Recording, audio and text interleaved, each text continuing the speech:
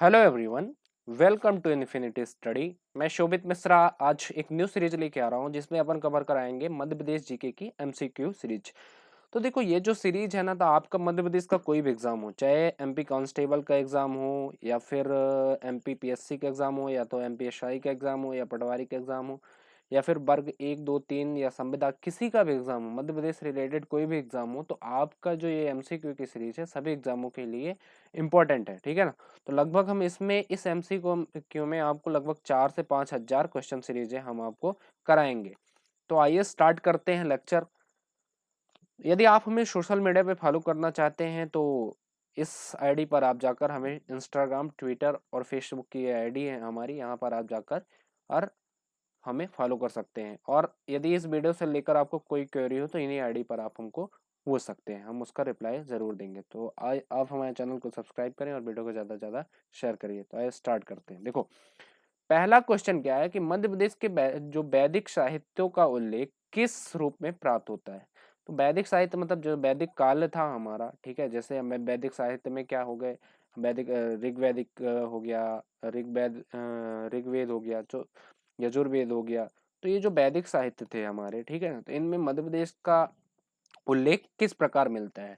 तो ऑप्शन है आपके अवंती और चेदी, ठीक है, दशार्थ और अनूप, दक्षिणापथ और उत्तर, अनूप अनूप देश और कारुस देश में। तो जो हमारा इसका आंसर सही है वो दक्षिणापथ और रेवोत्तर है। ठीक है ना। ये चीजें आपको क्लियर हो गई। अब देखो इसकी हम डिटेल में चर्चा करते हैं आगे वाले क्वेश्चनों में। तो अगला क्या है कि अगला क्या है कि मध्य प्रांत एवं बरार का जो प्रथम मुख्यमंत्री किसे नियुक्त किया गया था। तो पहले देखो समझो कि मध्य प्रांत था क्या। जब हमारा मध्य प्रदेश बना नहीं था, 1956 के पहले की बात है, ठीक है ना। तो मध्य प्रदेश उस समय बना नहीं था, तो मध्य प्रदेश का कुछ इस तरह था। उस समय मध्य प्रदेश कुछ इस तरह था।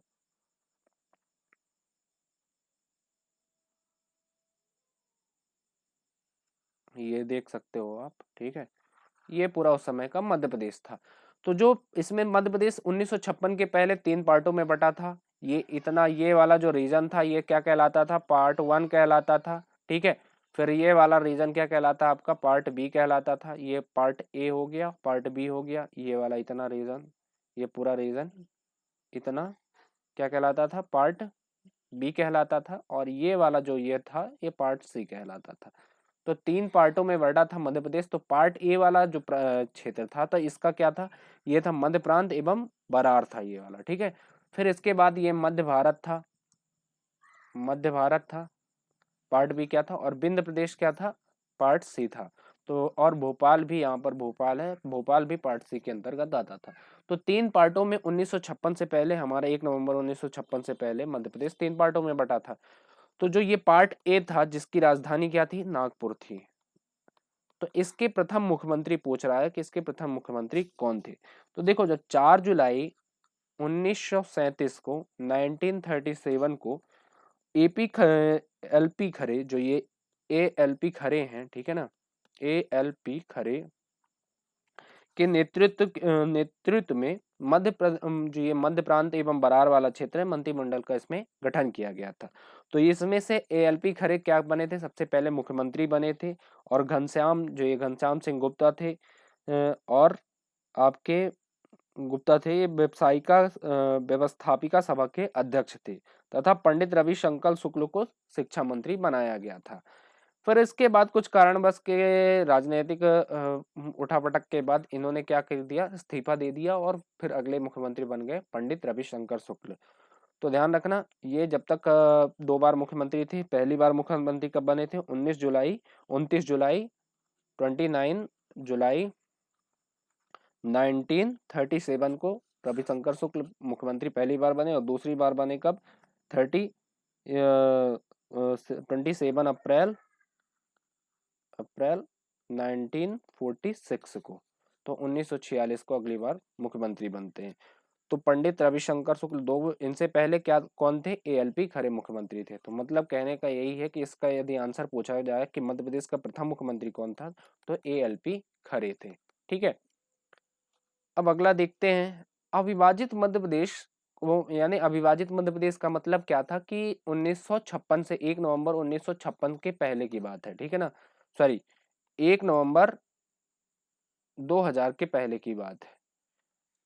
तो अविभाजित मध्य प्रदेश के सीमावर्ती राज्यों की संख्या कितनी थी?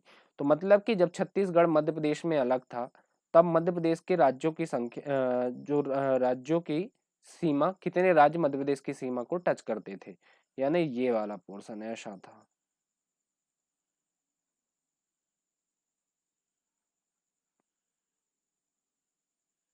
देखो ये था पहले हमारा 1 नवंबर 2000 के पहले का मध्य प्रदेश। तो इसमें से ये जो वाला ये हिस्सा था ये छत्तीसगढ़ था, ठीक है ना, तो ये मध्य प्रदेश में था। 1 नवंबर 2000 के पहले जो छत्तीसगढ़ था वो मध्य प्रदेश का हिस्सा था, ठीक है।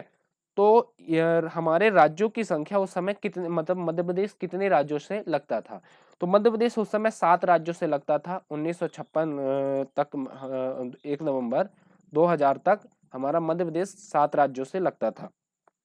तो उत्तरी भाग में, मतलब इस भाग में ये वाला ये पूरा ये जो रीजन था यहाँ तक, यहाँ इसकी सीमा लगती थी उत्तर प्रदेश से। फिर इसके बाद उत्तर पश्चिम भाग में ये वाले रीजन में हमारी सीमा किससे लगती थी? राजस्थान से लगती थी। इसके बाद उत्तर पश्चिमी भाग में गुजरात से लगती थी, यानी ये वाला जो ये रीजन था ये किससे, यहाँ से गुजरात से लगती थी। इसके बाद दक्षिण पश्चिम भाग में ये, मतलब ये वाला जो रीजन था दक्षिण पश्चिम भाग में, यहाँ लगती थी महाराष्ट्र से। इसके बाद दक्षिण पूर्व पश्चिम में दक्षिण पूर्वी वाला, मतलब ये वाला जो रीजन था ये वाला, ठीक है, तो यहाँ पर आंध्र प्रदेश की सीमा लगती थी मध्य प्रदेश से।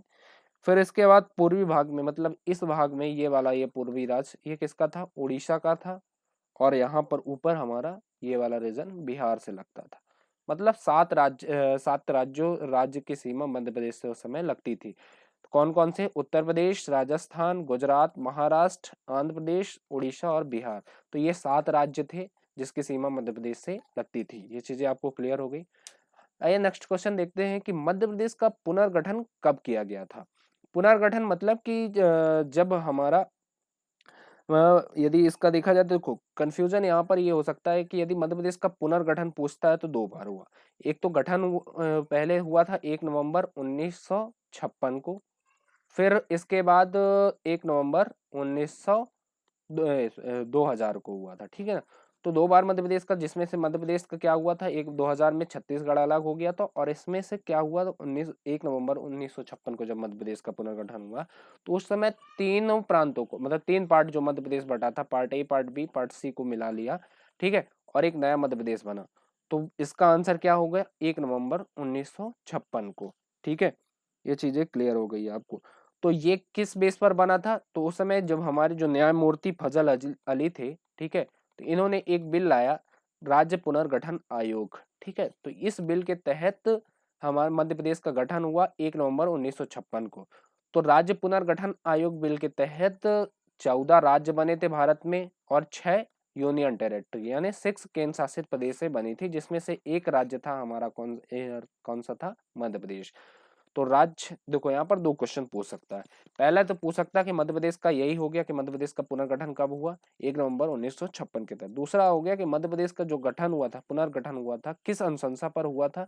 तो ध्यान रखना, राज्य पुनर्गठन आयोग की अनुशंसा पर, राज्य पुनर्गठन आयोग बिल के तहत हुआ था। और ये कब आया था? इसे कौन लाया था? फजल अली सर ने लाए थे, ठीक है। तो ये चीजें ध्यान रखना। नेक्स्ट क्वेश्चन क्या है कि मध्य प्रदेश का जो निम्नलिखित स्थानों में कौन सा एक 80 डिग्री पूर्वी देशांतर पर या इसके निकटतम स्थित है? तो मतलब कि ये जो जिले हैं मध्य प्रदेश के, तो 80 डिग्री जो देशांतर है, तो इसके निकटतम कौन सा जिला स्थित है? ये एमपीपीएससी 2018 के क्वेश्चन में आया था, ध्यान रखना, बहुत इंपॉर्टेंट है। 2018 के क्वेश्चन में एमपीपीएससी के आया था। तो देखो ये है हमारा पूरा मध्य प्रदेश। एक सेकंड मैं मैप बना देता हूँ। ये है अपन का मध्य प्रदेश। तो यहाँ पर है, ये है जबलपुर, ठीक है, इसके के ऊपर ये है कटनी, यहाँ पर है पन्ना, ये, और ये है रीवा। तो इसने क्वेश्चन क्या पूछा है कि 80 डिग्री पूर्वी देशांतर के पास कौन कौन सा आता है? तो ये जो जबलपुर रीजन है, ठीक है, तो इसका जो देशांतरी विस्तार है वो कितना है, 79, मतलब जबलपुर का 79, 98, 79 डिग्री 98 मिनट। कटनी का देशांतरी विस्तार कितना है, 81 डिग्री 30 मिनट, ठीक है। पन्ना का कितना है, 80 डिग्री 18 मिनट, और रीवा का है 80 डिग्री 38 मिनट। तो ये देशांतरी विस्तार है। तो देशांतरी विस्तार अब आप देख लो कि सबसे पास किसका है, 80 के पास कौन सा है, तो जबलपुर का 80 के पास सबसे पास है। तो यही पूछ के रखा है कि 80 डिग्री पूर्वी देशांतर जो है किसके निकटतम स्थित है, सबसे निकटतम कौन सा जिला स्थित है, तो जबलपुर इसका आंसर हो गया। ठीक है, ये चीजें आपको क्लियर हो गई। इसके बाद अगला क्वेश्चन है कि मध्य प्रदेश की वर्तमान स्थिति का विस्तार बताइए। देखो, जो वर्तमान मध्य प्रदेश है हमारा, अब का मध्य प्रदेश है, इसकी स्थिति बताना है, अक्षांशीय और देशांतरी दृष्टि से इसकी स्थिति बताना है। तो ये चीजें आप, मध्य प्रदेश हो गया, ठीक है, ये मध्य प्रदेश, इसके अक्षांशीय और देशांतरी विस्तार हमको बताना है। ये भी क्वेश्चन पूछा जा चुका है। तो देखो, इसका जो अक्षांशीय विस्तार है, अक्षांशीय विस्तार होता क्या, देखो ये है ग्लोब, समझो हरा की हरी, जो हमारा मध्य प्रदेश की जीके चल रही है उसमें हमने सारी चीजें कवर कर दी, आप वो वाला लेक्चर भी देख लो। तो ये है हमारा हमारा ये ग्लोब हो गया, और इसके जो सेंटर से रेखा गुजरती है ये कहलाती है 0 डिग्री भूमध्य रेखा। अब इसके ऊपर इस तरह के 1-1 डिग्री के अंतराल में हमारी कुछ रेखाएं खींची गई हैं, जिसे कहते हैं हम अक्षांश रेखाएं। इसी तरह नीचे अक्षांश रेखाएं खींची गई हैं। फिर ये ग्लोब हो गया। एक रेखा ग्रीनविच, इंग्लैंड का जो ग्रीनविच शहर है, देश, वहां से ग्रीन इंग्लैंड के, ब्रिटेन के ग्रीनविच शहर से जो रेखा गुजरती है उसको हमने दे दिया 0 डिग्री देशांतर। भारत अपना कहाँ पर है, यहाँ पर है भारत, ठीक है। तो इस तरह रेखाएं खींची गई हैं, ये चीजें आपको ध्यान रखना। तो भारत, मध्य प्रदेश का जो देशांतरी विस्तार है ये वाला, ठीक है, ये वाला जो रीजन यहाँ से लेकर यहाँ तक, मतलब अलीराजपुर से लेकर सिगरौली तक का जो भाग है, तो ये देशांतरी विस्तार कहाँ है, मध्य प्रदेश का कितना है, 74 डिग्री 9 मिनट पूर्वी देशांतर से लेकर 82 डिग्री 48 पूर्वी देशांतर तक, ठीक है। इसके बाद जो अक्षांशी विस्तार है, मतलब मध्य भारत कहाँ पर है, यहाँ पर है ये। तो यहाँ से 1 2 3 4 ऐसे बढ़ते बढ़ते गया, तो मतलब ये है बुरहानपुर से लेकर, सॉरी, बुरहानपुर, ये सबसे नीचे कौन सा जिला है मध्य प्रदेश का, बुरहानपुर है, ठीक है, यहाँ पर ये बुरहानपुर, यहाँ से लेकर ये ऊपर मुरैना तक जो रेखा जाती है, तो इस तरह इसका अक्षांशीय विस्तार यदि देखा जाए तो कितना है, 21 डिग्री 6 मिनट उत्तरी अक्षांश से 26 डिग्री 30 मिनट उत्तरी अक्षांश तक। तो यदि मध्य प्रदेश की वर्तमान स्थिति का पूछा जाए कि मध्य प्रदेश की वर्तमान स्थिति का विस्तार कितना है, तो 21 डिग्री 6 मिनट उत्तरी अक्षांश से 26 डिग्री 30 मिनट उत्तरी अक्षांश तक, तथा 74 डिग्री 9 मिनट पूर्वी देशांतर से 82 डिग्री 48 पूर्वी देशांतर तक। ये है मध्य प्रदेश का विस्तार वर्तमान के समय में। तो इसका आंसर है, राइट आंसर, ए नंबर। ये चीजें क्लियर हो। इसको और अच्छी तरीके से समझना है तो जो हमारी मध्य प्रदेश की जीके की सीरीज चल रही है, आप वो जाकर लेक्चर वहां पर आप देख सकते हो। उसमें हमने विधिवत तरीके से आपको समझा के रखा है, ठीक है। अगला क्वेश्चन, मध्य प्रदेश के किस जिले में भारतीय मानक समय रेखा जो है IST, ठीक है, रेखा गुजरती है। ये क्वेश्चन आपको बहुत इंपॉर्टेंट है, ध्यान रखना। तो ये है जो हमारी मध्य प्रदेश की, देखो ये हो गया हमारा भारत, ग्लोब हो गया, और जिसके जो ग्रीनविच शहर से रेखा भी हमने बताई, जो रेखा गुजरती है उसके 0 डिग्री देशांतर रेखा गुजरती है। अब क्या है, ये भारत हो गया। तो भारत का देशांतरी विस्तार कितना है, 68 डिग्री 7 मिनट से लेकर 97 डिग्री 25 मिनट तक, 97 डिग्री 25 मिनट तक ये भारत का क्या है, देशांतरी विस्तार है। ये चीजें क्लियर हो गई। अब देखो भारत का जो टाइम जोन है वो कितना है, भारत में लगभग इसको अपन 97 डिग्री 25 मिनट से 68 डिग्री 7 मिनट को माइनस करेंगे तो लगभग 30 आएंगे। यदि भारत से कुल कितनी देशांतर रेखाएं गुजरती हैं, 30 देशांतर रेखाएं गुजरती हैं। अब क्या होता है कि ये हो गया हमारा भारत, ठीक है, एक सेकंड मैं बना रहा हूँ।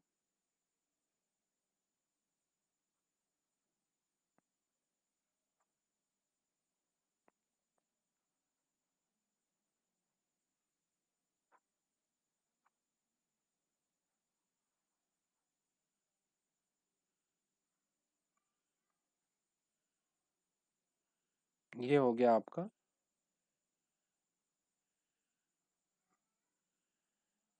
भारत, ठीक है ना। अब देखो जो भारत है, ये भारत का देशांतरी, लगभग भारत में कितनी देशांतर रेखाएं गुजरती हैं? 30 देशांतर रेखाएं। और एक देशांतर रेखा गुजरने में कितने मिनट का समय लगता है? 4 मिनट का। तो मतलब कि तो भारत में कुल कितनी देशांतर रेखाएं गुजरती हैं? 30। तो 30 इंटू 4, 120 मिनट, यानी 2 घंटे, 2 आवर। यानी सूर्य भारत का में सबसे पहले यदि सूर्य कहाँ निकलता है? अरुणाचल प्रदेश में निकले सुबह 6 बजे, तो गुजरात पहुंचते पहुंचते कितने बज जाएंगे? यहाँ मतलब सूर्य 2 घंटे लग जाएंगे। यानी जब तक यहाँ 8 बज जाएगा तब तक यहाँ क्या बजेगा? 6 बजेंगे। तो यहाँ तो एक ही देश में प्रॉब्लम हो जाएगी कि अरुणाचल प्रदेश में हमारा 8 बज रहे हैं और यहाँ गुजरात में 6 बज रहे हैं। तो इसके लिए हमने एक समय रेखा निर्धारित की है कि 1 घंटे इधर कर दिया और 1 घंटे इधर कर दिया। तो मतलब 15वीं जो रेखा है हमारी भारत की मानक समय रेखा है वो है 82 डिग्री 30 मिनट, या 82.5 डिग्री कह सकते हैं, 82.5 डिग्री। तो यही क्वेश्चन पूछ रहा है कि जो भारत की मध्य प्रदेश में किस जिले से भारतीय मानक समय रेखा गुजरती है? तो ये गुजरती है अपन की कहाँ से?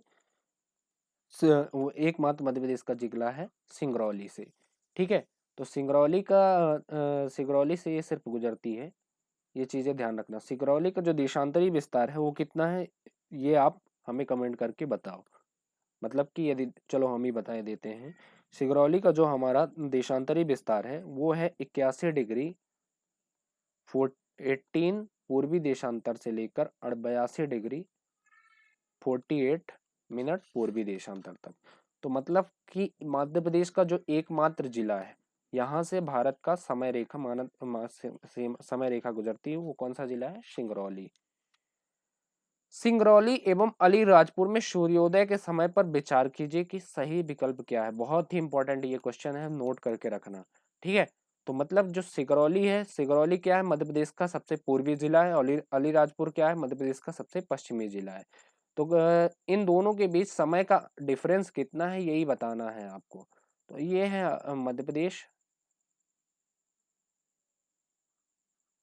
देखो ये है सिंगरौली और ये है अलीराजपुर। तो इन दोनों के बीच का समय का डिफरेंस कितना है ये देखना है अपन को। मैंने अभी पिछले क्वेश्चन में बताया कि एक देशांतर रेखा से दूसरी देशांतर रेखा में आपको जाने में कितने मिनट का समय लगता है? 4 मिनट का समय लगता है। ये चीजें आपको क्लियर हो गई। तो अलीराजपुर और मध्य प्रदेश, इनका देशांतरी विस्तार कितना है? मैंने आपको बताया कि अलीराजपुर का देशांतरी विस्तार है 74 डिग्री 9 मिनट। और इसका ये वाला जो है ये कितना है? सिंगरौली का देशांतरी विस्तार कितना है? 82 डिग्री 48 मिनट, ठीक है। तो यदि मध्य प्रदेश से पूछा जाए कि मध्य प्रदेश से कुल कितनी देशांतर रेखाएं गुजरती हैं, तो लगभग 8.5 देशांतर, मिनिमम वैसे तो 8 गुजरती हैं, ठीक है। क्योंकि आप 82 डिग्री को 48 डिग्री, मतलब 82 डिग्री 48 मिनट को 74 डिग्री 9 मिनट से माइनस करोगे तो लगभग 8.39 आएगा, ठीक है। इसको 39 मिनट आप आएगा। तो लगभग लगभग 8 देशांतर रेखाएं मध्य प्रदेश से गुजरती हैं। तो एक देशांतर रेखा से दूसरी देशांतर रेखा में जाने में कितने मिनट का समय लगता है? 4 मिनट का। तो 8 देशांतर रेखा को क्रॉस करने में कितना समय लगेगा? 8 इंटू 4, तो 8 चौक 32, तो 32 मिनट, मतलब लगभग आधा घंटे का समय क्या है मध्य प्रदेश इसके सिंगरौली और अलीराजपुर के बीच डिफरेंस है। तो इसका आंसर क्या हो जाएगा? सी नंबर। सिंगरौली में सूर्योदय 8.5 घंटे पहले होगा। क्यों? क्योंकि देखो सिंगरौली किस दिशा में? पूर्व दिशा में। तो सबसे पहले सूर्य कहाँ से आएगा? पूरब दिशा से आएगा, तो सबसे पहले कहाँ पड़ेगा? सिंगरौली में पड़ेगा। इसके बाद आपका अलीराजपुर में पड़ेगा। तो आधा घंटे पहले यहाँ पर सूर्य पहुंचेगा। तो नंबर सी हो गया इसका। मध्य प्रदेश के अनुवर्ती जिलों की संख्या क्या है? देखो अनुवर्ती यहाँ पर आपको कंफ्यूज कर सकता है कि अनुवर्ती जिले होते क्या हैं। अनुवर्ती जिले ऐसे जिले हैं कि जिनकी सीमा किसी भी राज्य से नहीं टच करती होगी। तो ये ऐसे कितने जिले हैं जिसकी, मध्य प्रदेश के ऐसे कितने जिले हैं जिसकी सीमा किसी भी राज्य को टच नहीं करती है? तो इसका आंसर है 17। ये चीजें देखो कंफ्यूजन में रहता है कि हमेशा कंफ्यूजन बना रहता है कि पहले तो कहीं कहीं 18 पढ़ते हो आप बुक में, लेकिन इसका आंसर है 17, क्योंकि मंडला जो है, मंडला की सीमा छत्तीसगढ़ से लगती है, ठीक है, नया उसके अनुसार।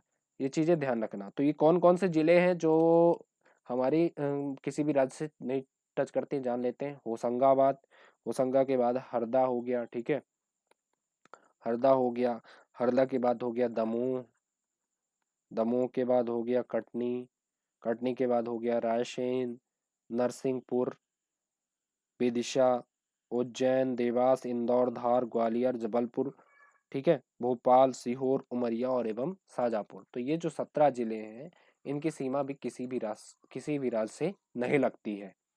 मध्य प्रदेश की किस जिले में की सीमा राजस्थान तथा गुजरात राज्य से स्पर्श करती है? देखो ये क्वेश्चन अभी आया था एमपीपीएससी के 2018 में, बहुत इंपॉर्टेंट है ये। तो लोगों को कंफ्यूजन रहता है कि मध्य प्रदेश का जो कौन के 2 जिले ऐसे हैं कि जो लगभग मतलब कि गुजरात को टच करता है, 2 जिले मात्र, अलीराजपुर और झाबुआ। तो कंफ्यूजन हो जाता कि कौन सा जिला गुजरात और राजस्थान को दोनों को छूता है। तो ध्यान रखना कि झाबुआ ऐसा जिला है जो दोनों को टच करता है, मध्य राजस्थान को भी टच करता है और गुजरात को। मतलब कि कहने का मतलब क्या है कि राजस्थान के साथ भी झाबुआ सीमा बनाता है और गुजरात के साथ भी झाबुआ सीमा बनाता है। अगला क्वेश्चन क्या है कि मध्य प्रदेश के किस जिले में पृथ्वी का केंद्रीय बिंदु स्थित है?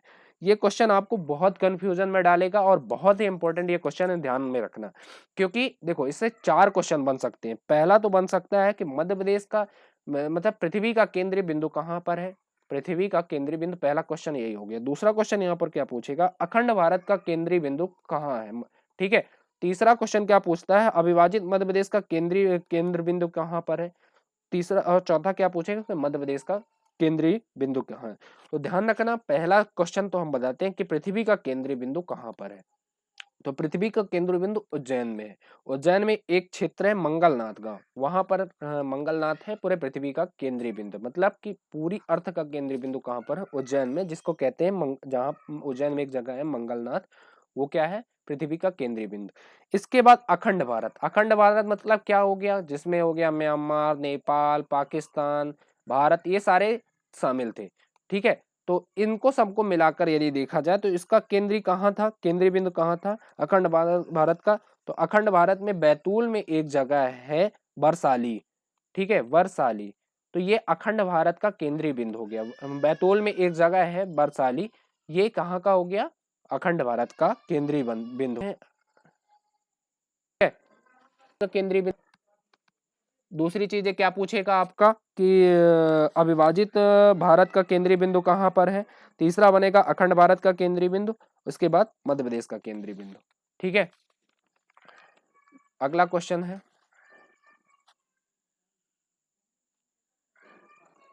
मध्य प्रदेश की राजकीय मछली किस प्रजाति से संबंधित है? तो मध्य प्रदेश की राजकीय मछली जो है वो टॉर प्रजाति की है। ठीक है ना। इसका वैज्ञानिक नाम है टॉर प्यूटी टोरा। 26 सितंबर 2011 को मध्य प्रदेश की 26 सितंबर 2011 को मध्य प्रदेश की राजकीय मछली घोषित की गई थी।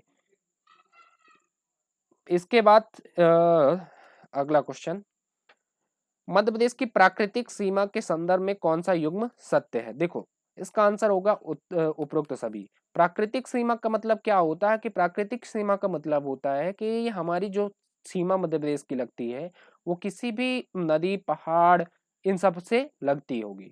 ये चीजें आपको क्लियर हो गई। तो देखो मध्य प्रदेश की जो सीमा है वो उत्तर में चंबल नदी, मतलब यहाँ पर उत्तर में किस नदी से लगती है? चंबल नदी तथा यमुना का मैदानी क्षेत्र से लगती है। इसके बाद दक्षिण में सतपुड़ा श्रेणी, दक्षिण ये वाला जो क्षेत्र है तो यहाँ सतपुड़ा श्रेणी से, ठीक है, सीमा बनाती है। इसके बाद उत्तर पश्चिम में अरावली पर्वत श्रृंखला, उत्तर पश्चिम मतलब ये वाला जो रीजन है तो अरावली पर्वत श्रृंखला। इसके बाद उत्तर पूर्व में, मतलब ये वाला रीजन में उत्तर पूर्व में, यहाँ पर किसकी? सोन नदी से बनाती है। फिर इसके बाद दक्षिण पूर्व में, मतलब ये वाला रीजन में अमरकंटक की पहाड़ियों से लगती है। तो इस तरह से इसका है उत्तर में चंबल, बिल्कुल ये वाला सही हो गया। फिर दक्षिण में ताप्ती नदी, दक्षिण में ताप्ती और अमरकंटक से ये सॉरी सतपुड़ा श्रेणी से ये वाला पर्वत। पूर्वी में मैकाल पर्वत, पूर्वी में मैंने बताया आपको कि ये वाला मैकाल पर्वत से लगती है। ठीक है। तो इसका आंसर होगा उपरोक्त सभी। ये चीजें आपको क्लियर हो गई। इसके बाद मध्य भारत की ग्रीष्मकालीन राजधानी किसे बनाया गया? देखो मध्य भारत मैंने बताया आपको, जो पार्ट बी वाला क्षेत्र था, मध्य 1956 से पहले मध्य प्रदेश 3 पार्टों में बटा था, part A, part B, part C. तो पार्ट बी जो था, तो पार्ट बी की राजधानी क्या थी? 6 माह के लिए 2 राजधानी थी, एक ग्वालियर थी और एक 6 महीने के लिए इंदौर थी। तो 2 राजधानी हुआ करती थी। तो जो ग्रीष्मकालीन राजधानी थी वो इंदौर थी और जो शीतकालीन राजधानी थी वो क्या थी, ग्वालियर हुआ करती थी। अब अगला क्वेश्चन है, भोपाल राज्य का प्रथम मुख्यमंत्री किसे नियुक्त किया गया था? भोपाल राज्य का देखो, भोपाल राज्य की सबसे पहले स्थापना देखते हैं। भोपाल राज्य की स्थापना कब हुई थी, किसने किया था? नहीं छोड़ो, पहले ये चीजें देखो, भोपाल राज्य का प्रथम मुख्यमंत्री कौन था? तो भोपाल राज्य का मुख्यमंत्री था सबसे पहले अपन के कौन, शंकर दयाल शर्मा, डॉक्टर शंकर दयाल शर्मा। तो ये भारत के प्रथम मतलब भोपाल राज्य का था। भोपाल राज्य किस में शामिल था? पार्ट सी में भोपाल राज्य था पहले, जब मतलब अविभाजित जो हमारा मध्य प्रदेश था, मतलब 1 नवंबर 1956 के पहले मध्य प्रदेश था, वो उसमें क्या था, 3 पार्टों में बटा था। मैंने पहले बात बताया आपको। तो पार्ट भोपाल किस में था? पार्ट सी के अंतर्गत आता था, ठीक है भोपाल। लेकिन भोपाल स्वयं एक अलग राज्य था और पार्ट सी क्या था? विंध्य प्रदेश। तो उसमें से इस राज्य के जो प्रथम मुख्यमंत्री थे वो क्या थे? शंकर दयाल शर्मा थे। ये चीजें क्लियर हो गई आपको? तो प्रथम मुख्यमंत्री इसके थे शंकर दयाल शर्मा। इसके बाद अगला क्वेश्चन है, भोपाल को किस वर्ष मध्य प्रदेश की राजधानी बनाया? देखो ये बहुत बड़ा कंफ्यूजन है, आपको ध्यान रखना, क्योंकि भोपाल की सबसे पहले देखो, भोपाल जो जिला बना था वो कब बना था? 1 नवंबर सॉरी 27 बना था। भोपाल जिला बना था 13 सितंबर 1972 को, ठीक है। ये भोपाल जिला बना था, लेकिन राजधानी बन गया था ये 1956 में ही बन गया था। 1 नवंबर 1956 को ही मध्य प्रदेश इसकी स्थापना हुई थी। उस समय भोपाल को राजधानी बना दिया गया था। लेकिन भोपाल मध्य प्रदेश में सीहोर से अलग होकर नया जिला कब बना था? 13 सितंबर 1972 को। तो ये था आज का वीडियो। तो मिलते हैं नए सीरीज के दूसरे लेक्चर में। तो आप हमसे जुड़े रहिए और चैनल को सब्सक्राइब करें और कमेंट करके बताएं ये सीरीज आपको कैसे लगी। Thank you so much.